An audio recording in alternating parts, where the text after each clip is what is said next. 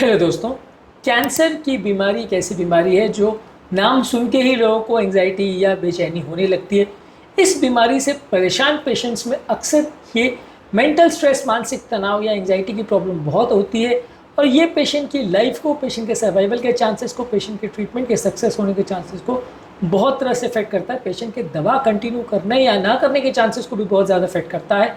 आज हम बात करेंगे कि कैंसर के पेशेंट्स में एंजाइटी यानी ज़्यादा बेचैनी होने के क्या कारण हो सकते हैं।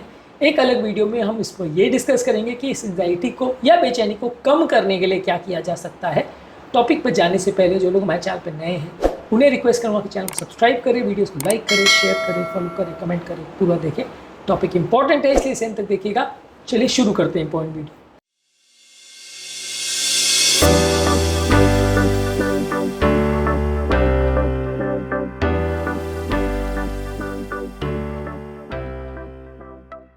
सबसे पहले कैंसर के पेशेंट में एंजाइटी के कारण क्या हो सकते हैं। अगर किसी व्यक्ति को आपने बताया है कि उसको एक ऐसी बीमारी है जिसका इलाज संभव नहीं है या बहुत मुश्किल है या इलाज में बचने के चांसेस कम और मरने के चांसेस ज़्यादा है, तो ऑब्वियसली डर तो लगेगा। ऑब्वियसली कोई भी व्यक्ति अपनी लाइफ को ख़त्म होते देखने में बेचैन तो हो ही जाता है। अपनी लाइफ को, अपने फ्यूचर को, ट्रीटमेंट के खर्चे को, ट्रीटमेंट के साइड इफेक्ट्स को, ये सारी चीज़ों को लेकर बेचैनी होती है।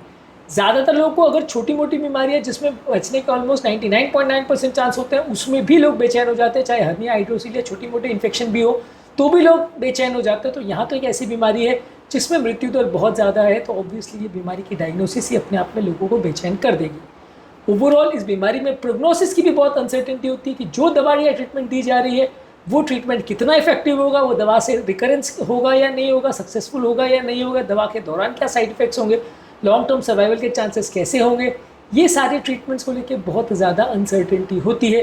और जब ये अनसर्टेनिटी होती है तो उस अनसर्टेनिटी को लेके बेचैनी होना बहुत कॉमन बात है और ये सारी चीज़ें कैंसर के साथ बहुत कॉमनली एसोसिएटेड है। इनफैक्ट एंग्जाइटी के कारणों में कैंसर की बीमारी को आप सबसे इंपॉर्टेंट कारण मान सकते हैं, सबसे बड़ी बीमारियों को में से इसको मान सकते हैं, क्योंकि ये बीमारी अपने आप में प्राणघातक बीमारी है।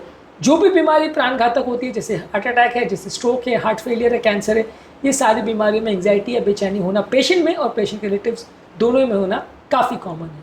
इसके अलावा जो आप ट्रीटमेंट कर रहे हैं वो ट्रीटमेंट बहुत ज़्यादा साइड इफेक्ट से भरा होता है। ज़्यादातर जो कैंसर की मेडिसिन होती है वो सबसे ज़्यादा टॉक्सिक मेडिसिन में से एक होती है और इसमें जब भी आप पेशेंट को देते हैं तो उसमें ओवरऑल साइड इफेक्ट्स होता है। तो ये साइड इफेक्ट्स का जो प्रोफाइल या पैटर्न है ये भी पेशेंट्स को बहुत ज़्यादा बेचैन करता है, क्योंकि वो जब टैबलेट लेता है तो उसके बाद उसको बहुत खुशी होती है, बहुत अच्छा होता है, ऐसा बिल्कुल नहीं होता। वो लेने के बाद वो और ज़्यादा परेशान हो जाता है, कई बार बाल झड़ने लगते हैं, कई बार स्किन खराब हो जाती है, कई बार रैशेज होता है, कई बार उल्टी होती है, दस्त होते हैं, पेट खराब होता है, सर दर्द होता है, बहुत सारे तरह के साइड इफेक्ट्स ये दवाइयों के साथ देखे जाते हैं।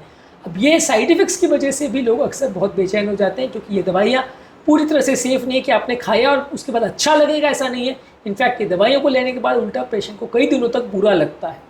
इसके अलावा पेशेंट का ट्रीटमेंट रिस्पॉन्ड कर रहा है या नहीं ये भी अपने आप में सिग्निफिकेंट स्ट्रेस करता है, क्योंकि जब आप ट्रीटमेंट चालू करते हो पेशेंट को तो उसके बाद पेशेंट कई दिनों तक उसको पता नहीं रहता कि कैंसर पर रिस्पॉन्ड हो रहा है कि नहीं, मेरे खुद के सेल्स मर रहे हैं कि कैंसर के सेल्स मर रहे हैं, कैंसर के सेल्स मर रहे हैं तो किस स्पीड से मर रहे हैं, रिग्रेशन हो रहा है कि कंट्रोल में नहीं आ रही बीमारी, ये सारी चीज़ों को लेकर बहुत संशय रहता है और इसमें भी कोई क्लियर कट साइंस नहीं है। कई बार डॉक्टर्स आपको बहुत परफेक्टली ये भी नहीं बता पाते कि बीमारी किस स्टेज पे रिस्पॉन्स कर रही है कि नहीं कर रही है।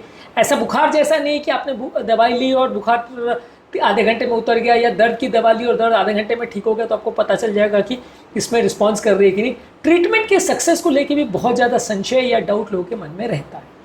अगला इंपॉर्टेंट चीज़ है कैंसर से रिलेटेड पेन होना। कैंसर और उसके ट्रीटमेंट दोनों से रिलेटेड बहुत सारा पेन होता है और पेन या डिस्कम्फर्ट अपने आप में एंग्जाइटी का एक बहुत इंपॉर्टेंट कारण होता है। जब कभी किसी व्यक्ति को परसिस्टेंट पेन होता है तो उसको बहुत ज़्यादा एंग्जाइटी होती है।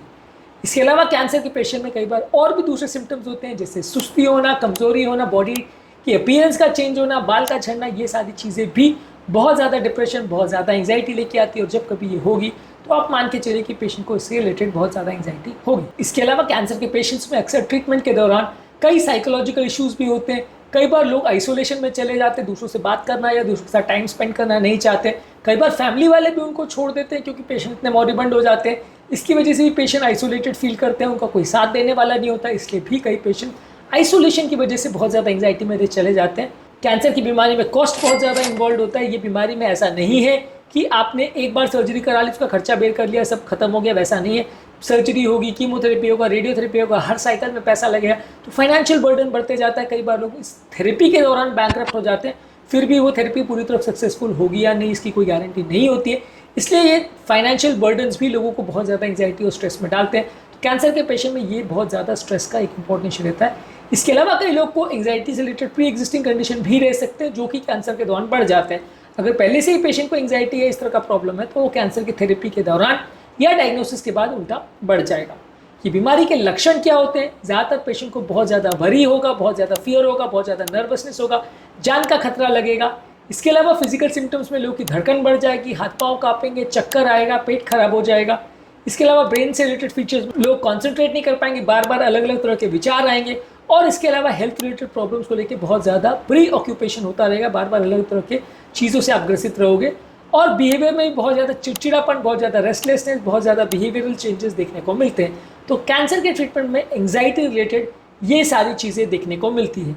एक अलग वीडियो में हमने चर्चा करी है कि कैंसर की बीमारी का ट्रीटमेंट पर क्या इम्पैक्ट होता है और इससे बचने के लिए आप क्या इंपॉर्टेंट स्टेप्स ले सकते हो। इस वीडियो को भी ज़रूर चेकआउट करें। कैंसर के संबंधित सारे सिम्टम्स और उनसे संबंधित क्या क्या इश्यूज हो सकते हैं, इस पर हमने काफ़ी सारे अलग वीडियोज़ किए, इनको ज़रूर चेकआउट करें। टॉपिक एंड करने से पहले जो लोग हमारे चैनल पर नए हैं उन्हें रिक्वेस्ट करूँगा कि चैनल को सब्सक्राइब करें, वीडियोज़ को लाइक करें, शेयर करें, फॉलो करें, कमेंट करें पूरा।